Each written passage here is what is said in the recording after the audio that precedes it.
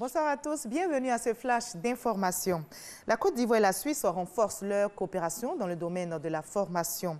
Les deux pays ont signé un accord ce vendredi à Abidjan pour développer l'enseignement technique et professionnel. Cette convention signée en présence du Premier ministre Amadou Gon Coulibaly va favoriser notamment la formation des formateurs. On en sait plus avec notre reporter Francis Boifo. Outre la politique, la Côte d'Ivoire entretient de bonnes relations économiques avec la Suisse, 12e principal client, avec un volume d'échange de 292,1 milliards de francs CFA en 2017. Le stock des investissements suisses s'élevait à 171 milliards de nos francs en 2016. Le Premier ministre Amadou Gon Coulibaly invite les opérateurs économiques suisses à accroître le volume d'investissement au regard des opportunités qu'offre la Côte d'Ivoire dans plusieurs secteurs d'activité. Au niveau de l'enseignement technique et de la formation professionnelle, un accord a été signé entre les gouvernements ivoiriens et suisses après une mission d'évaluation du système éducatif ivoirien. Permettre à notre dispositif de bénéficier de l'expérience suisse pour former nos formateurs et les mettre à niveau par rapport donc à l'évolution des curricula de formation. Et nous aiderons aussi dans la définition même des curricula de formation. Nous aurons aussi une plateforme d'échange et de retour d'expérience en matière donc de formation professionnelle. Nous aurons aussi un accompagnement dans notre politique de formation par alternance et formation par apprentissage, puisque c'est deux leviers sur lesquels la Côte d'Ivoire est en train d'agir, c'est deux réformes importantes qui sont en train de se faire.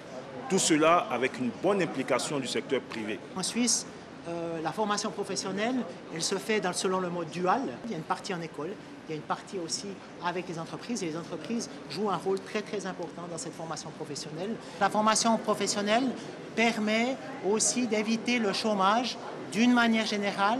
Réduire le chômage des jeunes en Côte d'Ivoire.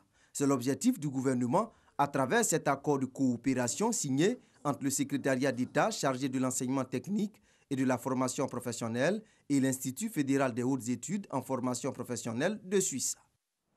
Le comité APE Côte d'Ivoire-Union européenne vient de tenir ici à Abidjan sa deuxième réunion.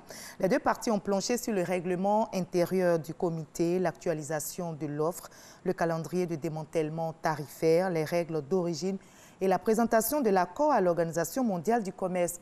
Le comité APE Côte d'Ivoire-Union européenne enregistre des avancées notables quant à la mise en œuvre de cet accord. Nous en saurons davantage dans l'édition de 20 h.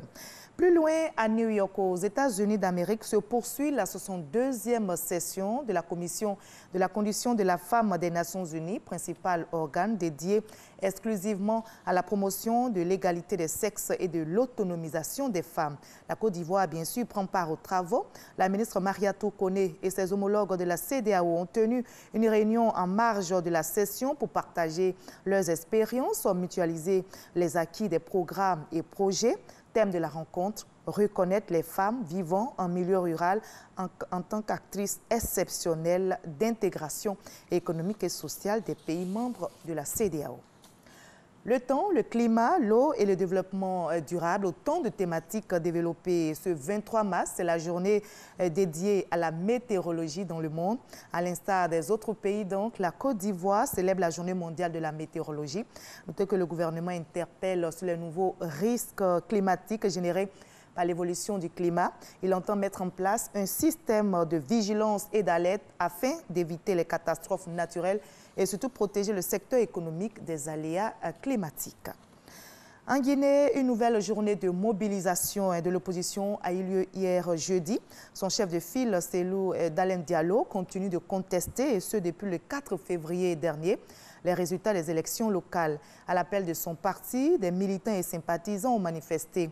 Si la marche a été acceptée par les autorités guinéennes, l'itinéraire, lui, n'a pas été validé. Dès le début de la manifestation, des affrontements, comme vous le voyez sur ces images, ont éclaté entre manifestants et forces de l'ordre. 3 attaques ont eu lieu aujourd'hui vendredi dans 2 localités, c'est dans le sud de la France. Ces attaques ont fait 3 morts et 16 blessés. L'auteur présumé de ces attaques, revendiqué par le groupe État islamique, est un homme de 26 ans connu des services de police. Il s'est lui-même réclamé de l'organisation terroriste.